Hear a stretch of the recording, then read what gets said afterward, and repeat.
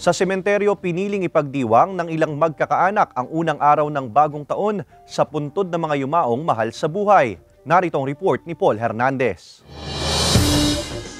May Bluetooth speaker na dala sa sementeryo sina Gwyneth para rito ipagdiwang ang post-New Year sa lubong. Dinalaw nila ang mga mahal sa buhay na naunang nahimlay. Dito, mas kumpleto raw ang pamilya nila. May handa naman kahit papano, pero yung handa namin this year is hindi yung kagaya po nung mga nakaraang taon kasi syempre parang nandoon pa rin yung pagluluksa. Hindi rin sa mall, parke o mga pasyalan sinelebrate ng pamilya Maranan ang unang araw ng 2024. Bahagi raw ng tradisyon nilang bisitahin ang kanilang namayapang mahal sa buhay.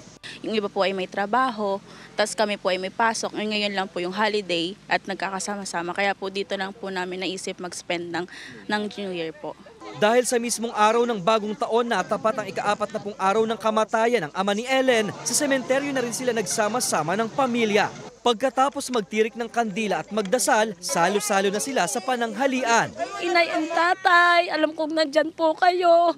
Happy New Year po, inay and tatay. Sana po lagi kayong nandidiyan para po kami ay gabayan. Kami pong mga anak, mga manugang ninyo at inyo pong mga apo. Para sa mga pamilyang nagsipagdalaw, wala na raw mas e-espesyal pa sa regalong alalahanin pa rin ng mga yumao, lalo na sa mga espesyal na okasyon gaya ngayon. Magpapalit daw ang taon, pero kailanman ay hindi nila maibabaon sa limot ang masasayang sandaling kapiling pa ang mga mahal sa buhay. Kasama si Kel Ravaca, Paul Hernandez, Balitang Southern Tagalog.